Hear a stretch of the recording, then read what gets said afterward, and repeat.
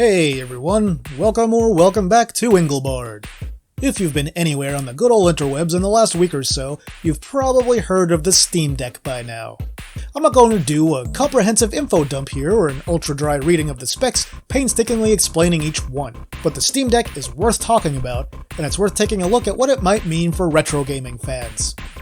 I'll briefly cover the most basic specs for a little perspective, talk about what it does right out of the box, and what the more adventurous owners of the device will be able to do once they start tinkering with it. The Steam Deck is Valve's latest foray into the gaming hardware business. I mean, who wouldn't be excited considering Valve's thrilling hardware successes up to this point? As much fun as it is to needle giant companies for their failures, I think the Steam Deck will be Valve's breakout hardware success. Why? 3 words, my friends. Value for money. Welcome to the circus of value! So let's take our quick look at those specs. The Steam Deck will come in 3 models, each with identical processing performance. It uses what looks to be a fairly mid-range Ryzen-based APU. If you're not a tech head, an APU is really just a central processing unit with built-in, or integrated, graphics. The system will come with 16 GB of RAM shared among its various components. It also has a 7-inch touchscreen with a resolution of 1280 by 800 and a 16 by 10 aspect ratio. All the normal gaming controls that you'd expect are present, including a D-pad, analog sticks, face and navigation buttons, and shoulder buttons. In addition to those, the Steam Deck also has 2 touchpads for mouse or more precise analog control, gyros, and 4 extra programmable action buttons on the back. Let's talk about the differences between the 3 models of the system. As far as the device itself goes, the primary difference between the models will be the amount and type of internal storage. The most basic model is $399 and includes 64 GB of eMMC storage.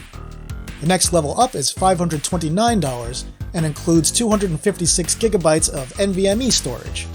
The premium model is $649 and includes a faster 512 GB NVMe drive and etched anti-reflective glass above the screen.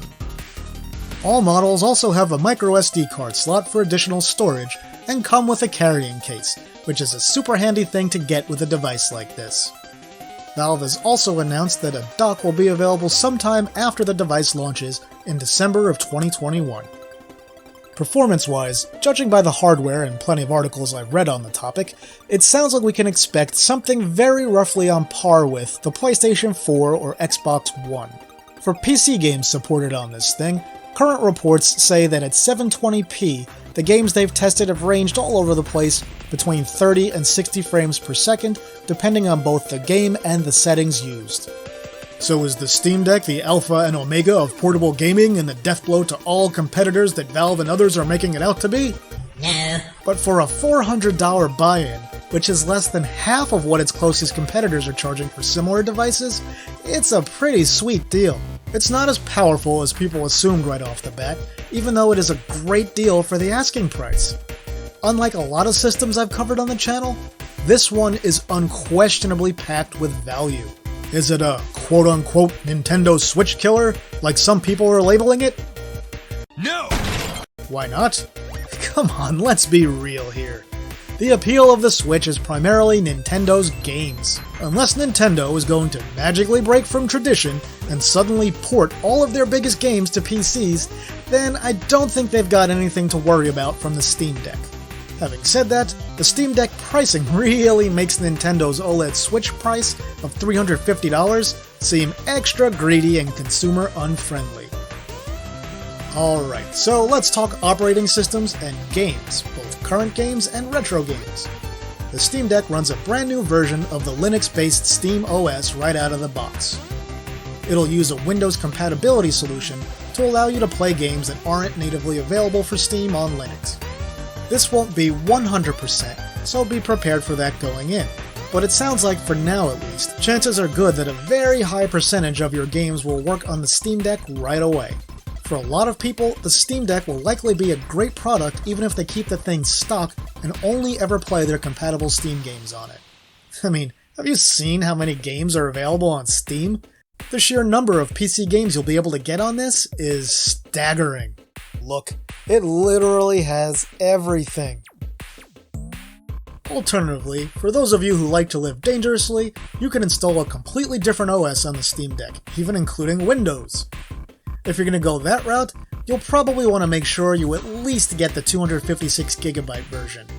And Valve has even said that if you install Windows, you'll have no problem installing other Windows-based storefronts on the Steam Deck, like the Epic Games Store, which, is famous for two things. One, giving away free games weekly, and two, having a terrible interface. I'm no clairvoyant or anything, but I see plenty of custom operating systems for the Steam Deck in its future.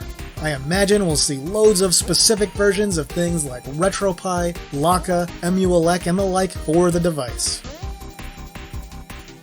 So if the Steam Deck is so great out of the box, why customize it at all? Because what better way is there to use your fancy new $400 to $650 system than to play every version they ever made of Rise of the Robots? But in all seriousness, this thing should be an emulation beast. Windows is an important part of that because love it or hate it, I hate it! There are still some emulators that only work or work really well on Windows OSs running on x86 hardware platforms. In practical terms, if you're an emulation fan, you'll probably soon have the first really good portable hardware capable of running platforms like the Sega Saturn, PlayStation 2, PlayStation 3, Wii, Wii U, 3DS, and more. Finally, a way to play my 3DS games portably! Of course, all the easier to emulate systems like the 8 and 16-bit consoles and computers should be an absolute cakewalk for the Steam Deck.